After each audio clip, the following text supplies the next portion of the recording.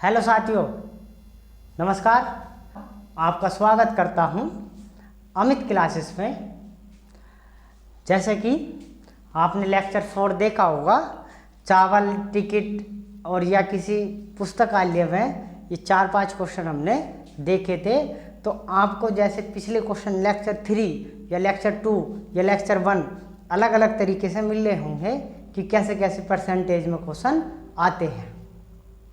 अब हम लेक्चर 5 देखने जा रहे हैं। सबसे पहली बात, चैनल को सब्सक्राइब लाइक करें। अगर जो न्यू बच्चे हैं उनका कर्तव्य बनता है, अगर कुछ सीख पा रहे हैं और चैनलों की अपेक्षा, तो आपका कर्तव्य है कि आप चैनल को सब्सक्राइब करें, लाइक करें। क्यों? तो पहला क्वेश्चन ये कहता है, आपको स्लाइड मिल जाएगी यहाँ पे, आपको पता है। अगर कोई न्यू बच्चा है तो वो देख सकता है। इधर यहाँ पे आपको क्वेश्चन और इधर यहाँ पे सॉल्यूशन।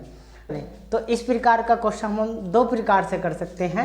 मैं दोनों तरीके से बताऊंगा किस प्रकार से कर सकते हैं। आपको एक ही प्रकार से समझना है। क्यों? क्योंकि हम कंफ्यूज हो जाते हैं कि इस प्रकार से करें या इस प्रकार से करें।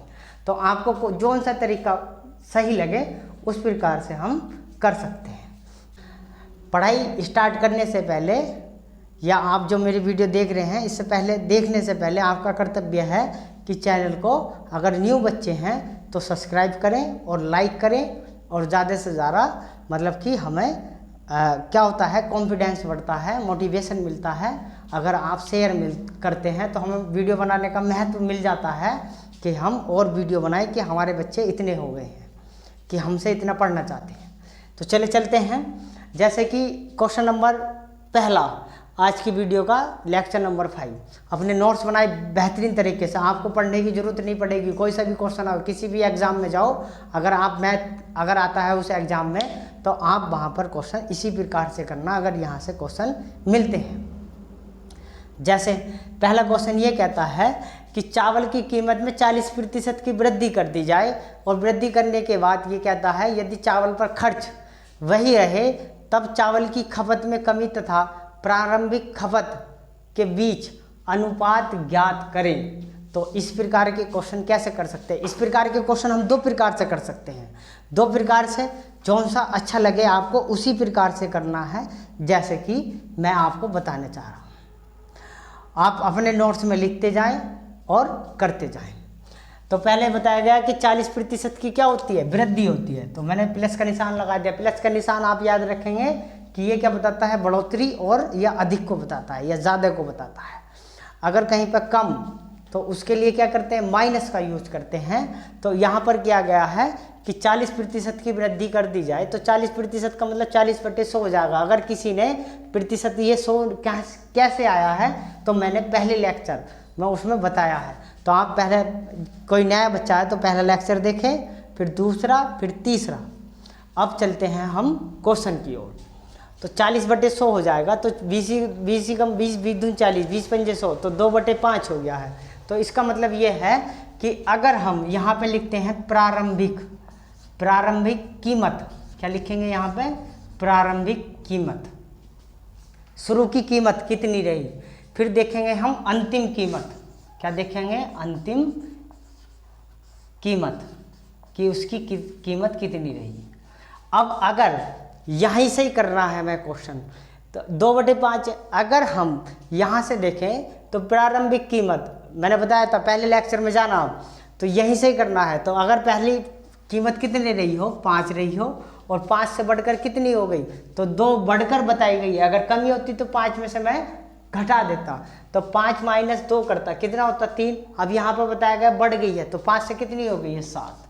अब बस कुछ नहीं है, ये क्या है, ये है आपकी 5 से कितनी हो गई, 7।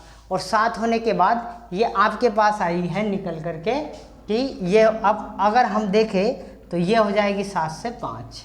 तो 7 से 5 का मतलब है ये क्या है, खपत और खर्च का अनुपात पूछा है। तो ये निकल के आएगी हमारे पास खपत। ये क्या निकल के आएगी हमारे पास, खपत। अगर हम यहाँ से क्या निकाल लें, खर्च निकाल लें, तो खर्च का अनुपात देखें तो खर्च ऐसे ही निकालना है जैसे पिछले क्वेश्चन में किया है। तो 5×7 = 35 और 5×7 = 35। तो यहाँ पे तो बराबर बराबर आ रहा है। तो जब बराबर आ रहा है तो इसका मतलब है अगर पहले प्रारंभिक कीमत कितनी रही हो 7, तो बाद में अगर एक बात सुनो, आपने कोई मोबाइल फ़ोन खरीदा, मोबाइल फ़ोन अब कितने का मिल रहा, मान लो 10,000 का मिल रहा, और बाद में कोई आपका दोस्त आपके 1 महीने बाद या 2 महीने बाद खरीदने जाता है तो वो आपके 11,000 से जितने ऊपर का मिल रहा है तो वो अंतिम कीमत है। तो और आपने जो खरीदा वो प्रारंभिक कीमत है। तो यहाँ पे कितने का हुआ, 2 का अंतर आया। कितने का अंतर आया, 2 का। आगे तो 2 का अंतर आया। 2 का अंतर किस पे आया, तो ये 2 अनुपात कितना हो जाएगा, 7। ये प्रारंभिक खर्च और किसका पूछा था, खपत का अनुपात। तो 2 और खर्च का अनुपात कितना हो जाएगा, 2:7 हो जाएगा। यहाँ पे लिख सकते हैं आंसर। दूसरा तरीका देखते हैं हम इसका कैसे कर सकते हैं। अब हम इसे दूसरे प्रकार से देखते हैं कि किस प्रकार से इसे दूसरे तरीके से कर सकते हैं। दूसरा तरीका रहेगा हमारा 100 मानकर। तो 100 मानकर अगर हम मानते हैं कि माना प्रारंभिक खर्च कितना रहा हो, 100 रहा हो, तो इन्होंने कहा है कि 40% क्या हो जाता है, बढ़ जाता है। तो 40% इसमें बढ़ा देंगे तो 40% कितना होगा, 40% इसका हो जाएगा 140। अब बस कुछ नहीं है, अनुपात कर लेंगे कि ये कितना हो गया। तो 40 और 100 का अनुपात कितना हो जाएगा कि अगर ये बढ़ कितना गया, 40 बढ़ गया है। अगर हम यहाँ से देखें ये 100 था तो पहले कितना हो गया, 140। तो अंतर अगर यहाँ से देखें तो 40 बढ़ गया है और कितना हो गया है, 140 हो गया है। तो 0 से 0, 2 से 2 दूनी 4 और 2 सत्ते 14। तो खर्च और उसका अनुपात कितना आ गया है, 7 का। ये क्या हो गया है आपका आंसर। इस प्रकार से हम क्वेश्चन कर सकते हैं। अगर वीडियो में कोई प्रॉब्लम होती है कि मैं लिखा हुआ नहीं दिखाई देता है, अगर पिछली वीडियो में आपको नहीं दिखाई दे रहा हो तो आप वीडियो की क्वालिटी बढ़ाकर देख सकते हैं, या मैं हाथ के हाथ बोलता हूं तो आप समझ सकते हैं कि वहां पर क्या लिखा हुआ है। क्वेश्चन नंबर 2 की ओर या अगला बढ़ते हैं कि और इस प्रकार से हम अगला क्वेश्चन कर सकते हैं। Question number 2। तो क्वेश्चन नंबर 2 में ये बताया गया है, संख्याओं के ऊपर ही है। अगर इस प्रकार का क्वेश्चन आ जाता है तो हम कैसे करेंगे। ये कहा गया एक संख्या का 1/3 भाग 82 है, तब इस संख्या का 80% क्या होगा। तो बहुत नॉर्मल क्वेश्चन है, आ जाते हैं, आप कोई सा भी एग्जाम दे लें उसमें आता है क्वेश्चन इस प्रकार का। तो जहाँ भी आपके एग्जाम में अगर मैथ है तो इस प्रकार के क्वेश्चन पूछ सकता है। तो इसके करने के लिए हमें सबसे पहले संख्या माननी पड़ती है। तो हमने माना संख्या कितनी है, x है। तो हमें इसी संख्या का करना है। तो हमसे बताया गया है कि किसी संख्या का, तो हमने संख्या मान लिया कितनी है, x। तो इसी संख्या का कितना, 1/3 भाग, 1/3 भाग हो गया है। कितना बताया गया है कि 82 है। कितना है, 82। तो इसका हम अगर निकालते हैं तो x बराबर कितना हो जाएगा, 3 दूनी 6 और 3 अट्ठे 24। तो मतलब कितना हो गया, x बराबर संख्या निकल कर आ गई है के पास। तो बताया गया है तब इस संख्या का, तो तब इस संख्या का कितना, 80%। तो इस संख्या का कितना प्रतिशत, 80%। तो इस संख्या का जब मैं 80% निकालूंगा तो कितना आएगा, मैं इसको सॉल्व कर सकता हूँ। ये यहाँ पे मैंने लिख दी है कि इसका कितना, 80%, इसका, इस x का मान निकाल लिया हमने।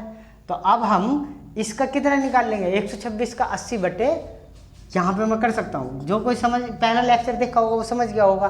तो 80% का चिन्ह हटाऊंगा तो कितना, 100 गुणा कितना, यही तो बताया गया है। तो अब जब मैं इसको सोल्व करूँगा तो 20 चौक 80, 20 चौक 80, 4 बार गया, और 20 पंजे 100। तो जब मैं इसको सोल्व करूँगा तो 196 पॉइंट कितना आ जाएगा, 80। कितना आ जाएगा, आप कैलकुलेशन कर लेना। इससे 5 से भाग कर लेना और 4 की गुणा कर लेना। जो भाग करके आएगा तो कितना आएगा, 196.880। ये आ जाएगा उस संख्या का ये मान निकल कर। आप कर सकते हैं, स्क्रीनशॉट ले सकते हैं। मैं साइड से हो जाता हूँ हर एक सवाल में। अब हम क्वेश्चन नंबर 3 की ओर बढ़ते हैं, और 3 में ये बताया गया है कैसे करेंगे। एक तरफ हम लिखेंगे सेब, एक तरफ के लिखेंगे सेब, और एक तरफ हमें बताए गए हैं रुपए। तो 1 रुपये में कितने, मैं बताता हूँ कि 3 है तो 1.25 खरीदता है इतने रुपए में।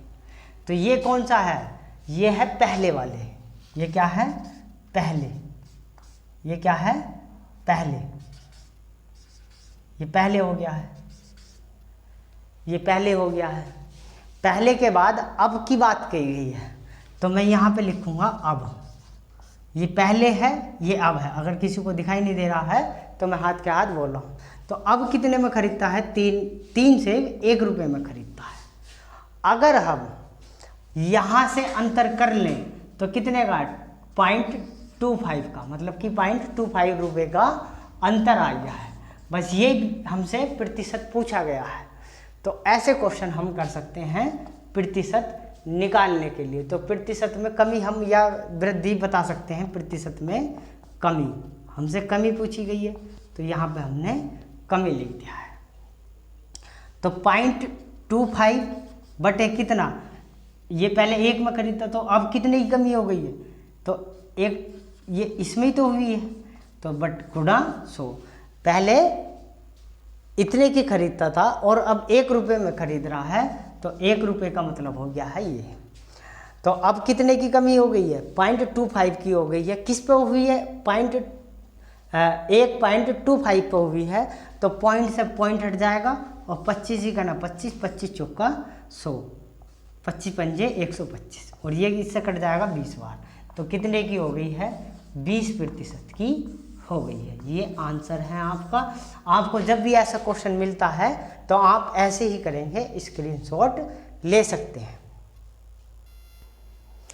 क्वेश्चन नंबर 4, क्वेश्चन नंबर 4 भी ये कहा गया है, चावल की कीमत 6 रुपये प्रति किलोग्राम से बढ़कर कितनी हो गई है, 7.50 रुपये प्रति किलोग्राम हो गई है। अगर ये इस बात की बात समझना, पहले सवाल पढ़ देता हूँ। यदि खर्च ना बढ़े तब खपत में कितने प्रतिशत की कमी करनी पड़ेगी। तो एक बात यहाँ से समझना, अगर पहले कोई व्यक्ति 6 रुपये में 1 किलो खरीदता था, अब वो कितने की खरीद रहा है, 7 मतलब 7.5 रुपये में, 7.50 रुपये में, तो 7.5 रुपये हो गए। तो कितने का अंतर आया, 1.50 रुपये का अंतर आया, मतलब कि 1.5 रुपया क्या हो गया है, बढ़ गया है पहले से। अगर मार्केट में आप जाते हो, आपको चावल 6 रुपये मिलने के नहीं, वैसे फिर भी मान लो 6 रुपये में अगर 1 किलो कोई चावल दे रहा है, फिर अगले दिन को जाते हो दुकान पर या शॉप पर, तो आपको वही चावल अगले दिन 7.5 रुपये में देता है। तो 7.5 रुपये का मतलब है कि वो मूल्य बढ़ गया है। तो इसके मतलब है कि प्रतिशत में कमी, या इस प्रकार के क्वेश्चन या खपत में प्रतिशत की कमी पूछ सकता है। तो करना कुछ नहीं है, इसी प्रकार से करना है।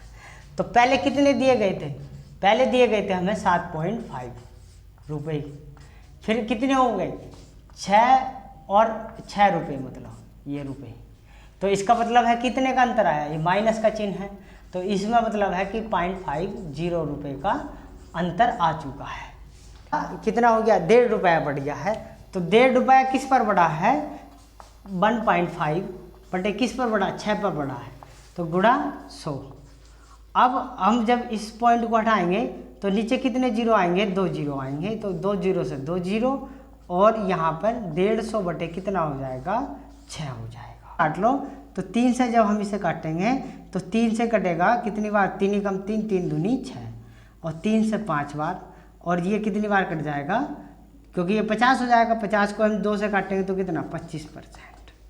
कितना आ गया है, 25%।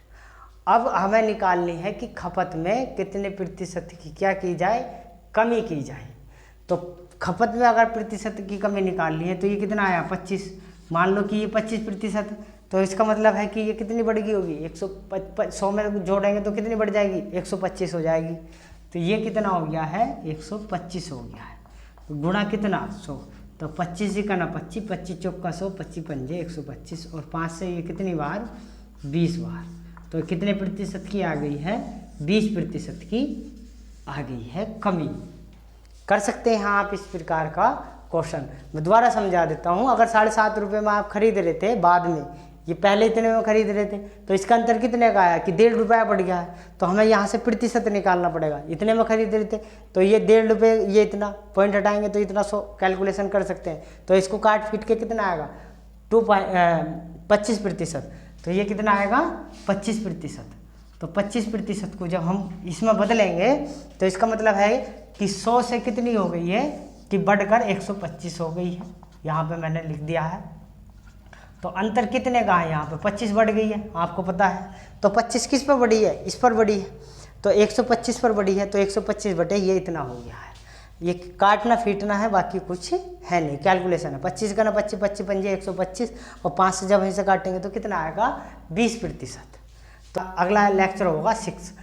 और जो नए बच्चे हैं चैनल को सब्सक्राइब लाइक करें। अगर किसी को नहीं आता है तो सब्सक्राइब लिखा हुआ था रेड कलर में, उसको दबा देना, और फिर आपको साइड में घंटी का साइन दिखाई देगा। उस साइन पे आपको 3 ऑप्शन, आप जैसे ही उस पर क्लिक करेंगे तो 3 ऑप्शन आते हैं, तो आपको ऑल वाला करना है। तो वो चैनल आपको क्या होता है कि आपने सब्सक्राइब कर दिया है, और जैसे ही हम कोई वीडियो अपलोड करेंगे तो आपको नोटिफिकेशन मिल जाता है कि हाँ हमारी वीडियो अपलोड हो गई, आप देख सकते हैं। तो चलते हैं, जय हिंद। मेरे साथ